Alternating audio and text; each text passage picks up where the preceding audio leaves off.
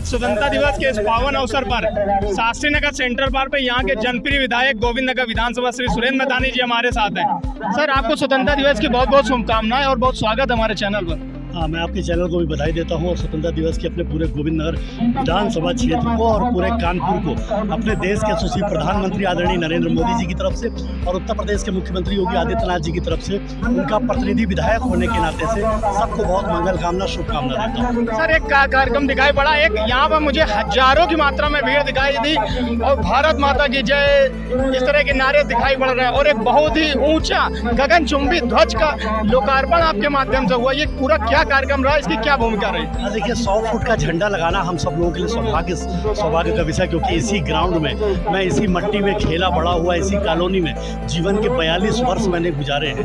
मैं पूरे विधानसभा क्षेत्र के एक एक पार्क को, एक एक नाली, एक एक सड़क सबको डेवलप करूंगा, एक भी नहीं छोड़ूंगा। और इस पार्क को जो शास्त्री बड़ा सेंटर पार्क है कानपुर में, एक अद्वितीय पार्क डेवलप करके स्थानीय लोगों को और कानपुर के लोगों को दूंगा।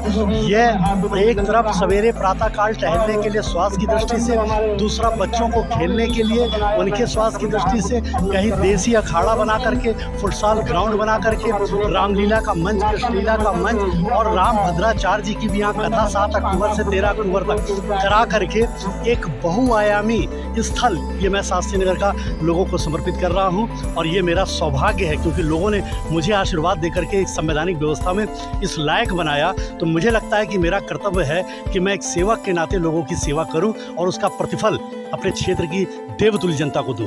सर, आज सुबह सुबह प्रधानमंत्री जी ने देश को संबोधित किया, उसमें और देश की विभीषिका का भी एक प्रकरण बहुत चर्चा में है और अन्य भी, जैसे देश की अर्थव्यवस्था को लेकर प्रधानमंत्री जी चिंतित हैं और लोगों को आश्वस्त कर रहे हैं कि हम बहुत ही जल्दी तीसरी अर्थव्यवस्था पर आ जाएंगे। इन सब के प्रकरणों को देखते हुए आज 15 अगस्त के दिन पर आप लोगों से क्या कहना चाहेंगे? हाँ, देखिए, लोग पूरे माननीय मोदी जी के साथ हैं, उत्तर प्रदेश में योगी जी के भी साथ हैं और मोदी जी योगी जी की ये जोड़ी इस धरती पर कभी कभी पैदा होती है। मोदी जी जैसे युग पुरुष जिनकी सोच आप देखिए, एक तरफ सरकार को ज़रूरतमंदों को अंत्योदय करने के लिए समर्पित करते हैं जन कल्याणकारी नीतियों से, तो दूसरी तरफ देश की सीमाओं को भी सुरक्षित करते हुए भारत के मान को पूरे विश्व में बढ़ाते हैं। और शायद इसीलिए कोरोना के एक ही पहली कालखंड में भी, दूसरे कालखंड में भी जब उन्होंने लॉकडाउन लगाया तो पूरे देश के लोगों ने उनका साथ दिया। पिछली बार भी उनका आह्वान था प्रत्येक घर पर तिरंगा, तो मोदी जी के उस आह्वान को पूरा किया, प्रत्येक घर पर तिरंगा लगा। इस बार भी लोगों से जब उन्होंने आह्वान किया तो प्रत्येक घर पर तिरंगा लगा।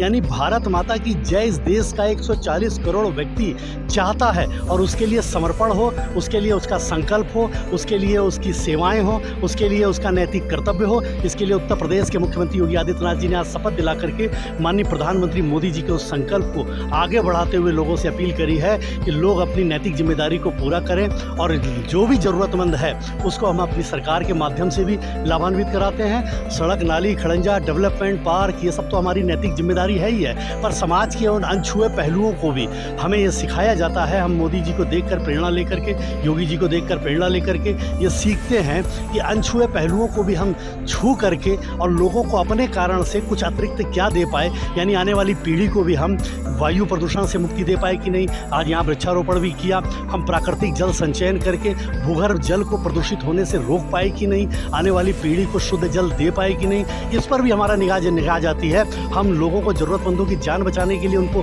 पैसा दिला पाए कि नहीं, इस पर भी हम ध्यान रहता है, क्योंकि ये वो काम है जिनसे वोट नहीं मिलता। लेकिन मेरा मानना है कि प्रत्येक काम मात्र वोट के लिए नहीं करना चाहिए, ये हमको मोदी जी, योगी जी और हमारी पार्टी सिखाती है। इसलिए हम चारों तरफ ध्यान देते हुए लोगों की सेवा करने का काम करते हैं। सर, ज़्यादा समय नहीं लेंगे आपका, एक अंतिम प्रश्न, एक ये अब आपके घर की बात कर लेते हैं। एक श्रमिक कॉलोनियों का मुद्दा आप काफ़ी समय से उठा रहे हैं और सेंट्रल पार्क में एक पीछे की तरफ वेलफेयर सेंटर भी था जो कि बंद चल रहा है, तो इसको लेकर भी आप चिंतित दिखाई पड़ रहे हैं, लेकिन ये मूर्त रूप से होता कब दिखाई पड़ेगा? देखिए, बहुत तेज़ी से आप देख रहे होंगे कि आपने, मैं तो यहाँ जब जन्म हुआ मेरा, तब से मैं इतनी उम्र का हो गया, मैंने तो यहाँ नहीं देखा इतना डेवलपमेंट नहीं कर पाए। हमारे भी विधायक थे लेकिन उस समय निधि भी नहीं थी इतनी ज़्यादा कि जो वो कर पाते, तो ये उनका दोष नहीं है। लेकिन आज आप जो विकास देख रहे हैं, मात्र मुझे अभी 3.5 साल, ये दूसरी बार का विधायक मिला करके मात्र 3.5 साल हुआ है।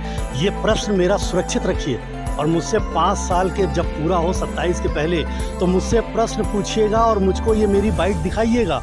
आप कहिएगा कि आप कह रहे थे कि हम प्रत्येक पार्क, प्रत्येक सड़क, प्रत्येक समस्याओं का निराकरण करेंगे, आपने क्या किया जनता को बताइए। सर, ये वेलफेयर सेंटर छूट रहा है। नहीं, वेलफेयर सेंटर भी चिकित्सा देखिए, की सुविधाएं। वेलफेयर सेंटर को भी हमने, चूँकि यहाँ पर प्राथमिकी को भी हमने गोद लिया है, इनको यहाँ से शिफ्ट करा करके तो हम अनंतर इस पे बिल्डिंग ठीक करा रहे हैं, इसको गिरवा करके और इसकी ठीक बिल्डिंग यहाँ बने, क्योंकि कभी कोई ऐसी घटना ना घटित हो कि डॉक्टर इलाज कर रहे हैं और कोई ऐसी बिल्डिंग की मियाद ख़त्म हो गई है। हम इन चीज़ों को भी ध्यान में रखते हुए इसको उनको वेलफेयर सेंटर का भी उनको लाभ दे रहे हैं। सर बहुत बहुत धन्यवाद।